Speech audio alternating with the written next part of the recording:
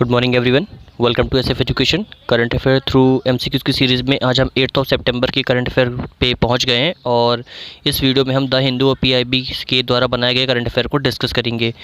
तो सबसे पहले ये समझ लीजिए कि जो मार्किंग स्कीम है वो बहुत इंपॉर्टेंट है और यहाँ पे जो मार्किंग स्कीम हमने रखी है इसमें है कि आपको 10 में से 6 क्वेश्चन को करेक्ट करना है, क्योंकि जब 10 में से 6 क्वेश्चन को करेक्ट करते हैं तो वहाँ पे एक सेफ जोन पे आप फॉल करते हैं, वेदर आप you are following in your exam और नॉट। ठीक है, आप कहीं पे मॉक टेस्ट दीजिए या फिर आप अपने एग्जाम में डायरेक्ट 10 में से 6 क्वेश्चन करेक्ट करिए, वहाँ पे आपको एक सेंस ऑफ सिक्योरिटी के साथ उस एग्ज़ाम से जा सकते हैं कि क्लियर होने की प्रोबेबिलिटी काफ़ी ज़्यादा बढ़ जाती है, क्योंकि 60% आपका एग्ज़ाम वहाँ पे क्लियर हो जाता है। सेम यहीं पे आपका प्रीलिम्स में रहता है। प्रीलिम्स में आपको केवल 60% मार्क्स चाहिए होते हैं, तो आप अगर 120 प्लस किसी तरीके से चले जाते हैं तो आप अपना वहाँ पे अपना जो भी क्वेश्चन पेपर आप वहाँ पे छोड़िए और सीधे अपना आ जाइए घर। ठीक है, पेपर जमा करके। तो ये रहती है प्रोबेबिलिटी जो क्लियर हो जाती है जब आप 10 में से 6 क्वेश्चन को करेक्ट करने की आप एक रेगुलरिटी मेंटेन करके चलते हैं। ठीक है, अगर 6 में से कम भी आते हैं तो टेंशन लेने की कोई बात नहीं है। ठीक है, वापस से एक बार वीडियो को हाफ एन आवर के बाद रिवाइज़ कर लीजिए और 24 आवर्स के बाद एक बार हर एक को पूरा वीडियो रिवाइज़ करना है। ओके, चलिए फर्स्ट क्वेश्चन पर चलते हैं और फिर पूरा वीडियो को डिस्कस करते हैं। बस स्किप मत करिएगा, ठीक है, पूरा वीडियो लास्ट तक देखिएगा। चलिए, फर्स्ट क्वेश्चन है, consider the following statements regarding the business reform action plan ranking of states in India. ठीक है, तो अभी recently business reform action plan की ये जो रैंकिंग तैयार की गई है इंडिया के अंदर, तो इसमें से 2 स्टेटमेंट बनाइए, आपको बताना कौन सी स्टेटमेंट करेक्ट है। फर्स्ट है, the 2019 BRAP ranking is first ever edition based on the implementation of business reform action plan. कि 2019 की जो BRAP रैंकिंग तैयार की गई है, ये ऐसा फर्स्ट एवर एडिशन तैयार किया गया है इम्प्लीमेंटेशन करने के लिए बिजनेस रिफॉर्म एक्शन प्लान का। सेकंड है, Andhra Pradesh is the top performer state under 2019 ranking. इसके अंदर जो आंध्र प्रदेश है ये सबसे ज़्यादा अच्छी परफॉर्मेंस देने वाला स्टेट है। तो कौन सी स्टेटमेंट करेक्ट है? Option A 1 only, option B 2 only, option C 1 and 2 and option D none of the above. Video को पॉज करके आंसर दीजिए, फिर डिस्कस करते हैं इसके बारे में।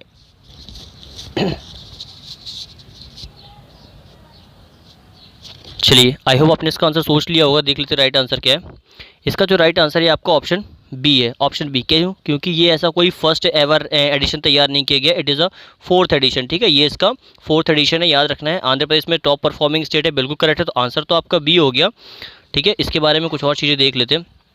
सबसे पहले कि ये जो 4th एडिशन तो तैयार किया गया, इसके पहले जो एडिशन तैयार किए गए हैं ये 2015 से स्टार्ट किए थे। 2015, फिर 2016, फिर 2017-18 का एक साथ आया। अब 18 ये जो आपका 19 का आया, ये एडिशन साथ में आया। ठीक है, इसके अंदर जो टॉप परफॉर्मिंग स्टेट्स है उनमें तो आपका आंध्र प्रदेश टॉप में है, सेकंड में उत्तर प्रदेश है और उत्तर प्रदेश ने काफ़ी अच्छी परफॉर्मेंस दिखाई है। इसके पहले इसका जो रैंक था ये 12th नंबर था। इसने अपनी 10th पोजीशन मतलब 10 नंबर पे इसने क्या किया, अपने जो 10 रैंकिंग है उसको ऊपर लाके 2nd पोजीशन पे अपने आप को ले आया है। फिर आता है आपका तेलंगाना, फिर मध्य प्रदेश 4th नंबर पे, 5th नंबर पे झारखंड, फिर छत्तीसगढ़, फिर हिमाचल प्रदेश, राजस्थान, वेस्ट बंगाल एंड गुजरात। तो ये 10 इंपॉर्टेंट है। आपकी कोशिश करिए कि 5 याद कर लीजिए और जिस भी स्टेट से बिलोंग करते हैं तो अपना रैंकिंग आपको याद रखना है। ठीक है, ये काफ़ी इंपॉर्टेंट है। इसके अंदर जो भी इन्वेस्टमेंट होती है उनको अट्रैक्ट करने के लिए, इंक्रीज़ करने के लिए, ईज़ ऑफ डूइंग बिजनेस को इस रिपोर्ट को तैयार किया जाता है हर एक स्टेट के लिए, ताकि वहाँ की जो बिज़नेस क्वालिटी है, वहाँ पे जो अट्रैक्टिवनेस है इन्वेस्टमेंट का, वो सभी पता किया जा सके। ठीक है, तो याद रखिएगा इसका आंसर क्या है, ऑप्शन बी है। और इस तरीके की ये कोई फर्स्ट एडिशन नहीं है, ये 4th एडिशन है। ठीक है, चलिए नेक्स्ट क्वेश्चन पर चलते हैं। नेक्स्ट है, which of the following is are potential advantage of the foreign direct investment. तो फॉरेन डायरेक्ट इन्वेस्टमेंट का क्या पोटेंशियल एडवांटेज है ये आपको बताना है। फर्स्ट है, एक्सचेंज रेट स्टेबिलिटी कैसे आती है। सेकंड, इंक्रीज इन एक्सपोर्ट हमारा बढ़ता है। थर्ड है, ह्यूमन रिसोर्स डेवलपमेंट, जो आपका ह्यूमन रिसोर्स डेवलपमेंट क्या ये बढ़ता है। कौन सी स्टेटमेंट करेक्ट है? Option A 1 and 2, option B 2 and 3, option C 1 and 3 and option D all of the above. Video को पॉज करके आंसर दीजिए, फिर डिस्कस करते हैं इसके बारे में।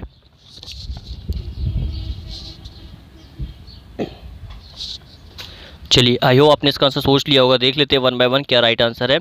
सबसे पहले जो आपका FDI, जिसको फॉरेन डायरेक्ट इन्वेस्टमेंट कहा जाता है, रिसेंटली क्या हो रहा है कि जो चाइना के अंदर जो भी कंपनीज़ हैं वो क्या कर रही हैं, अपना जो मार्केट है वहाँ से शिफ्ट कर रही हैं, क्योंकि वो एक डेमोक्रेटिक कंट्री नहीं है। ठीक है, उसके कारण क्या है, इंडिया के पास एक चांस है कि वो वहाँ की जो फॉरेन कंपनीज़ है उनको अट्रैक्ट करे अपनी ओर, अपने यहाँ इन्वेस्टमेंट करने के लिए। इसलिए न्यूज़ में, इसलिए हमारी पॉलिसी के ऊपर भी काफ़ी ज़्यादा क्वेश्चन है कि हमारे यहाँ की पॉलिसी स्टेबल नहीं रहती है। तो क्या एडवांटेज हो सकते हैं अच्छे खासे अगर फॉरेन डायरेक्ट इन्वेस्टमेंट इंडिया में आता है? तो सबसे पहले एक्सचेंज स्टेबिलिटी, ये बढ़ेगी, बिल्कुल करेक्ट है। सेकंड है, इंक्रीज इन एक्सपोर्ट बढ़ेगा, ये भी बिल्कुल करेक्ट है। और ह्यूमन रिसोर्स डेवलपमेंट, ये भी बढ़ेगा।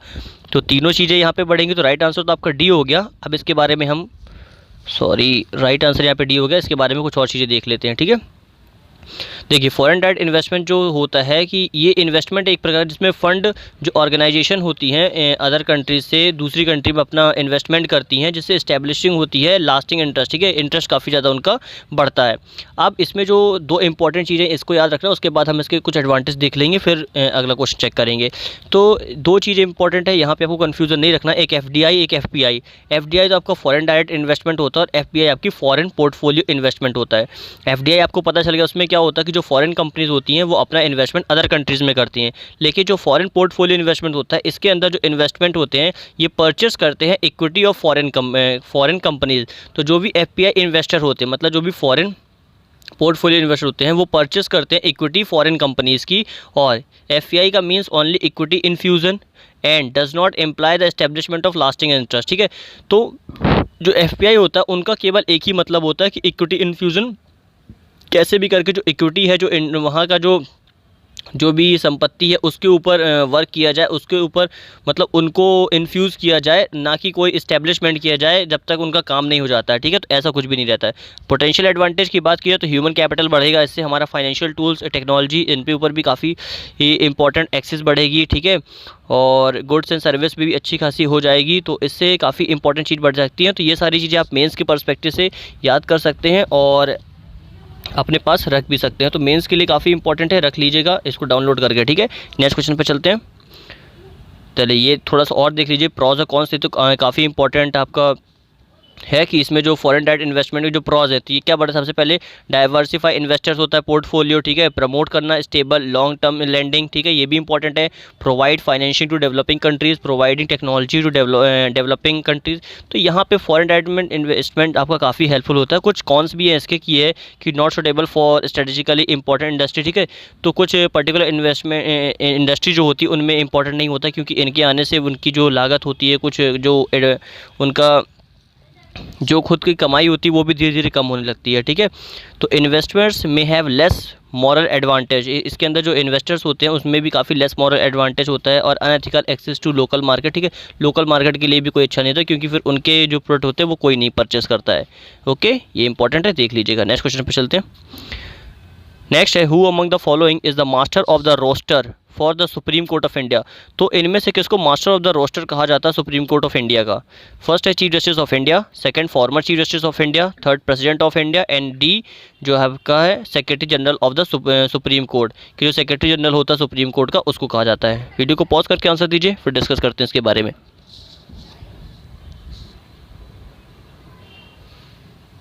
चलिए आई होप आपने इसका आंसर सोच लिया होगा, देख लेते राइट आंसर क्या है। जो चीफ जस्टिस ऑफ इंडिया होता है इसको कहा जाता है मास्टर ऑफ द रोस्टर, ठीक है, याद रखिएगा। मास्टर ऑफ रोस्टर किसको कहा जाता है? सुप्रीम कोर्ट ऑफ इंडिया को कहा जाता है। और ये प्रिविलेज देता है चीफ जस्टिस ऑफ जो chief justice of the supreme court होता है उसको, कि कॉन्स्टिट्यूट करिए बेंच टू हियर केसेस, ठीक है। तो ये इसलिए इंपॉर्टेंट होता है और काफ़ी ज़्यादा बेंचेस इनके अंदर ये बनाते हैं। तो आप मुझे बताइए कि किस आर्टिकल के तहत ये बनाई जाती है बेंचेस, ठीक है। ईजी है काफ़ी, इसके पहले भी मैंने एक आध बार अपनी वीडियो में इसके बारे में बताया है, तो अगर आपने ध्यान से सुना होगा तो पता चल जाएगा। अदरवाइज़ एक बार जाके गूगल करिए, आपको पता होना चाहिए, ठीक है, कि जो चीफ जस्टिस ऑफ इंडिया होता है वो किस आर्टिकल के तहत बेंचेस को बनाता है, ठीक है। चलिए नेक्स्ट क्वेश्चन पे चलते हैं। नेक्स्ट है consider the following statement regarding the climate and clean air coalition. तो CCAC के ऊपर दो स्टेटमेंट्स हैं, बताना कौन सी स्टेटमेंट करेक्ट है। फर्स्ट है it aims at protecting the climate through actions to reduce short lived climate pollutant, कि इनका एम यही है कि प्रोटेक्ट करना क्लाइमेट को, जो भी एक्शंस लिए जा सके ताकि रिड्यूस किया जा सके जो शॉर्ट लिव क्लाइमेट पॉल्यूटेंट्स हैं उनकी लाइफ को, ठीक है। तो पॉल्यूटेंट्स को खत्म करना ये इनका मेन एम है, प्रोटेक्ट करना क्लाइमेट को, ये भी ठीक है। सेकंड है India is the state partner of the CCAC, कि इंडिया स्टेट पार्टनर है CCAC का, ठीक है, climate and clean air coalition का। कौन सी स्टेटमेंट करेक्ट है? Option A 1 only, option B 2 only, option C 1 and 2 and option D none of the above. Video को पॉज करके आंसर दीजिए, फिर डिस्कस करते हैं इसके बारे में। चलिए आई होप आपने इसका आंसर सोच लिया होगा, देख लेते right answer one by one. सबसे पहले क्या इसका एम बिल्कुल करेक्ट दिया है कि प्रोटेक्ट करना क्लाइमेट को, जो भी एक्शंस लिए जाते हैं ताकि रिड्यूस की जा सके शॉर्ट लिव क्लाइमेट पोल्यूटेंट्स को, बिल्कुल करेक्ट है। सेकंड है क्या इंडिया CCAC का पार्ट है, ये भी बिल्कुल करेक्ट है कि इंडिया इसका पार्ट है। तो दोनों स्टेटमेंट करेक्ट होने, राइट आंसर तो आपका सी हो गया। अब कुछ और चीज़ें इसके बारे में देख लेते हैं। सबसे पहले जो क्लाइमेट और क्लीन एयर कोलिशन है, ठीक है, ये एक वॉलंटरी पार्टनरशिप है गवर्नमेंट की। अगर आपको क्वेश्चन में दिया रहा है कि मैंडेटरी है तो वो स्टेटमेंट आपकी गलत हो जाएगी, ठीक है। तो ये वॉलंटरी है, कोई भी कंट्रीज में पार्टिसिपेट कर सकती है, कोई फोर्सफुली नहीं कि आपको पार्टिसिपेट करना ही है। इसका यही एम है कि रिड्यूस करना शॉर्ट लिव क्लाइमेट पोल्यूशन को और इंक्रीज करना कि क्लाइमेट को किस तरीके से हम सेव कर सकते हैं, ठीक है, किस तरीके से उसको प्रोटेक्ट कर सकते हैं। अब स्टेटमेंट 2 ये भी क्योंकि इंडिया 2012 में द गवर्नमेंट ऑफ बांग्लादेश, ठीक है, देख लीजिए कौन कौन सी चीज़ इसमें जो कंट्री इसके अंदर पार्टिसिपेटेड है, कुछ गलत बोल दिया तो सॉरी, ठीक है। 2012 में जो governments of Bangladesh, Canada, Ghana, Mexico, Sweden and the United States along with the United Nation environment programme जो UNEP है, came together to initiate effort to treat short live climate pollutant as an urgent and collective challenges, ठीक है। तो ये सारी countries है जिनने इसको आगे बढ़ाने के लिए क्या किया था, स्टार्टिंग में 2012 में इसको लेके आया था। फिर जो कोलिशन है 70 स्टेट पार्टनर, इसके अंदर 70 स्टेट जो पार्टनर इसमें। India announced it was joining the climate and clear air coalition during the 2019 world environment day. तो वर्ल्ड एनवायरनमेंट डे 2019 में इंडिया ने क्या किया था, इसको कहा था कि वो CCAC को ज्वाइन करेगा, ठीक है। तो ये इसके बारे में कंप्लीट इन्फॉर्मेशन थी। नेक्स्ट क्वेश्चन पे चलते हैं। नेक्स्ट है the dictionary of martyrs India's freedom struggle 1857-1947 has been published by which of the following institution. तो अभी एक डिक्शनरी ऑफ मार्टर्स, ठीक है, इस नाम की एक डिक्शनरी को पब्लिश किया जा रहा है जिसमें इंडियाज फ्रीडम स्ट्रगल, जो इंडिया का फ्रीडम स्ट्रगल 1857 से 1947 तक के बीच दिया है, तो इसको कौन पब्लिश कर रहा है। Option A Indian council of historical research, option B UNESCO, option C archaeological survey of India and option D ministry of information and broadcasting. Video को पॉज करके आंसर दीजिए, फिर डिस्कस करते हैं इसके बारे में।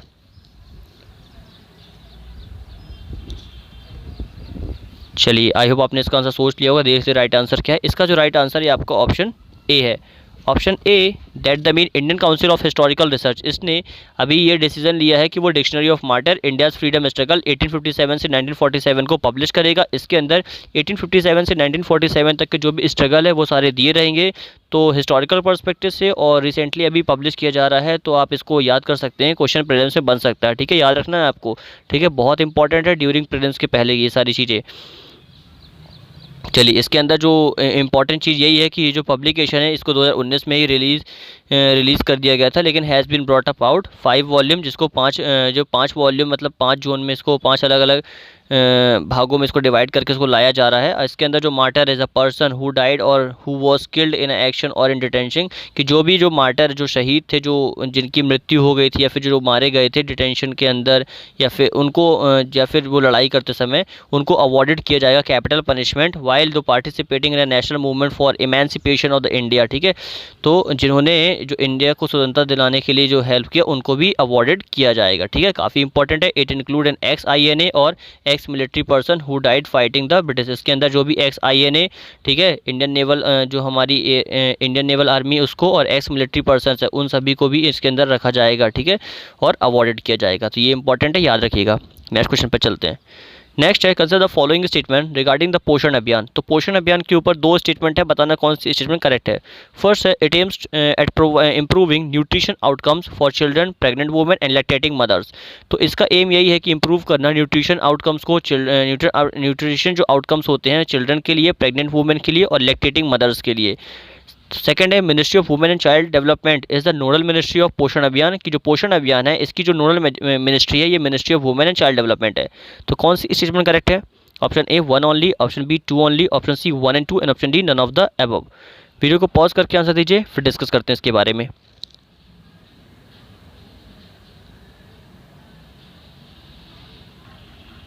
चलिए, आई होप आपने इसका आंसर सोच लिया होगा। देख लेते हैं 1 by 1। सबसे पहले तो क्या इसके अंदर जो चिल्ड्रन, प्रेग्नेंट वुमेन और लैक्टेटिंग मदर्स हैं उनके न्यूट्रिशन की बात की गई है इंप्रूव करने की, बिल्कुल करेक्ट है। सेकंड है नोडल मिनिस्ट्री क्या इसकी वुमेन एंड चाइल्ड डेवलपमेंट है, ये भी बिल्कुल करेक्ट है। तो दोनों करेक्ट स्टेटमेंट होने के कारण राइट आंसर तो सी हो गया।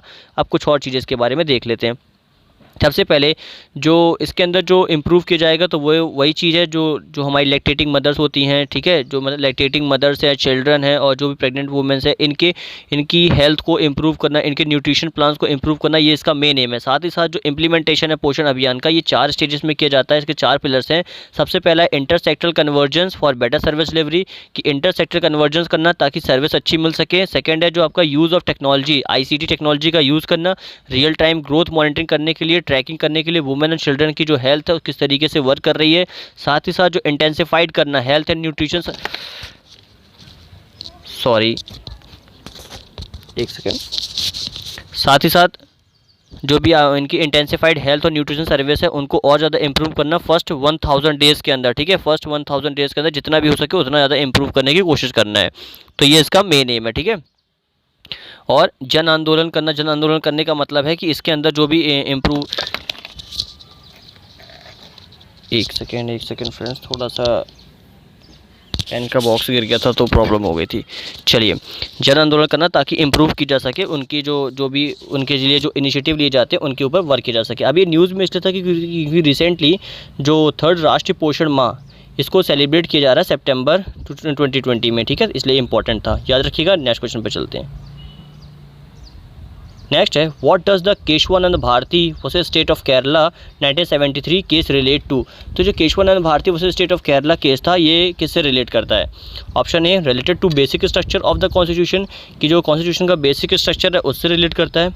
Option B fundamental policy of the state, and option C privacy of the citizen, option D directive principles of state policy. तो वीडियो को पॉज करके आंसर दीजिए, इनमें से किससे रिलेट करता है, फिर डिस्कस करते हैं इसके बारे में।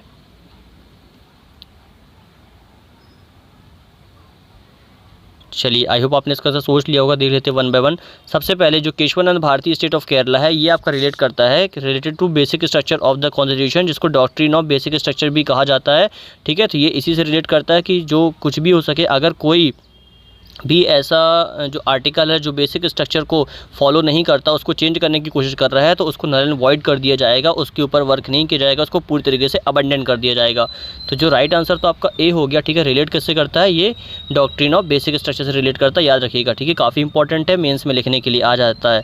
तो 1973 का जो केस था, क्योंकि जो primarily about extended of parliament powers to amend the constitution, की अमेंड करने के लिए आ जाते थे, तो वहाँ पर इसको क्या किया जाएगा, प्रोहिबिट करेगा ये, अगर कोई क्या करता है, कोई बेसिक स्ट्रक्चर के रूल को फॉलो नहीं करता है। इंपॉर्टेंट है, याद रखिएगा। नेक्स्ट क्वेश्चन पे चलते हैं।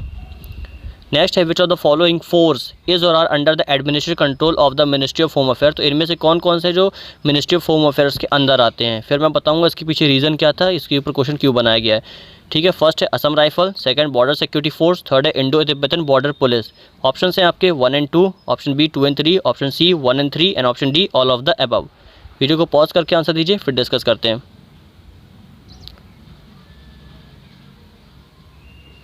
चलिए, आई होप आपने इसका आंसर सोच लिया होगा। देख लेते राइट आंसर क्या है। देखिए, Assam rifle, border security force और इंडो तिब्बतन, ये तीनों की तीनों ही आपकी मिनिस्ट्री ऑफ जो आपकी होम अफेयर है इसके अंदर आती है। अब न्यूज़ ये थी, क्योंकि देखिए राइट आंसर तो डी हो गया, अब आगे बताता हूँ। न्यूज़ ये थी क्योंकि जो आपकी असम राइफल है, ठीक है, एक सेकेंड, जो आपकी असम राइफल है ये आपकी दो मिनिस्ट्री, ठीक है, मिनिस्ट्री ऑफ डिफेंस और मिनिस्ट्री ऑफ होम अफेयर, इस दोनों के अंदर आती है, ठीक है, इन दोनों के अंदर आती है। इसलिए अभी ये बात की जा रही है कि एक सर्विसमैन ने असम राइफल के ये स्टेटमेंट दी है, क्योंकि जो प्रॉब्लम है इसके एक जगह होने के कारण दोनों के मतलब एक ही, दोनों मिनिस्ट्री को एक ही लोग संभालते हैं, मतलब दो मिनिस्ट्री मिलके एक ही ऑर्गेनाइजेशन को संभालती है, तो कभी कभी प्रॉब्लम हो जाती है। इसलिए क्या रहता है, इसको आप सिंगल मिनिस्ट्री के अंदर डाल दीजिए, ठीक है। तो ये बात चल रही है। तो इसके अंदर जो भी एडमिनिस्ट्रेटिव वर्क होता है मिनिस्ट्री ऑफ आपकी होम अफेयर्स देखती है, जो भी आपका वॉर के अकॉर्डिंग जो भी वर्क होता है, जो भी फील्ड के अकॉर्डिंग वर्क होता है, ये मिनिस्ट्री ऑफ डिफेंस देखती है। तो याद रखिएगा कौन सी मिनिस्ट्री कौन सा वर्क करती है, ठीक है। नेक्स्ट क्वेश्चन पर चलते हैं, ये इसके पीछे न्यूज़ थी। नेक्स्ट 9th क्वेश्चन है, consider the following statement regarding the African trypanosomiasis, ठीक है। तो ये क्या चीज़ है, इसके ऊपर दो स्टेटमेंट है, बताना कौन सी स्टेटमेंट करेक्ट है।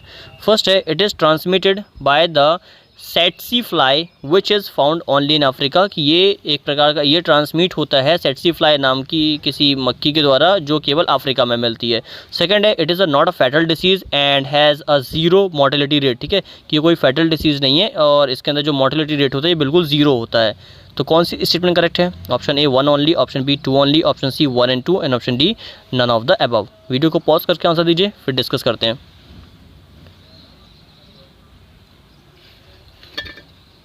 चलिए देख लेते हैं राइट आंसर क्या है। सबसे पहले कुछ चीज़ें समझ लेते हैं इसके बारे में। देखिए एक second, sorry I think I have, मैंने आपको आंसर दिखा दिया। देखिए सबसे पहले क्या है कि ये जो है ये ट्रांसमिटेड होता है टेस्टी फ्लाई जो टेस्टीफ्लाई मक्खी होती है ना, ये क्या करती है, ये एक प्रकार की इस तरीके की मक्खी होती है जो व्यक्तियों को ना एक तरह से कॉन्शियस कर देती है, सबकॉन्शियस टाइप की जो होती है, जो उसमें और ज़्यादा उसको इंक्रीज़ कर देती है, व्यक्तियों को थोड़ा सा प्रॉब्लम आने लगती है। तो ये एक प्रकार से अफ्रीका बस में ही पाई जाती है। फिर सेकंड स्टेटमेंट जो दी है कि ये फैटल डिसीज़ नहीं है और इसकी मॉर्टेलिटी रेट 0 होता है, ये गलत स्टेटमेंट है। ठीक है, तो राइट आंसर तो आपका ए हो गया।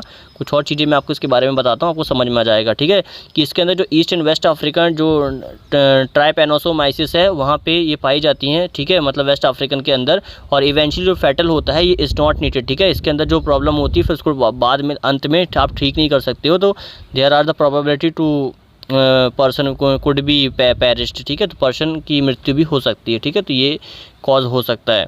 अब वर्ल्ड हेल्थ ऑर्गेनाइजेशन ने डिक्लेयर किया है कि जो Togo has become the first country in Africa to eliminate human African trypanosomiasis. ठीक है, तो अभी ये न्यूज़ में था कि अभी जो टोगो है ये फर्स्ट कंट्री बन गई है जिसने ह्यूमन अफ्रीकन ट्राइपैनोसोमाइसिस को क्या कर दिया है, एलिमिनेट कर दिया है। ठीक है, तो ये इंपॉर्टेंट है प्रिलिम्स पर्सपेक्टिव से, तो याद रखिएगा। और किसने किया, तो WHO ने किया। ठीक है, नेक्स्ट क्वेश्चन पर चलते हैं। ओके, आज का लास्ट क्वेश्चन देख लेते हैं। In which state UT does the Spanggur lake. ठीक है, तो इसके अंदर कौन सा स्टेट और कौन सी यूटी जिसके अंदर स्पैनगर लेक पाया जाती है। फर्स्ट है Sikkim, second Ladakh, third Jammu Kashmir and D Uttarakhand. Video को पॉज करके आंसर दीजिए, फिर डिस्कस करते हैं इसके बारे में।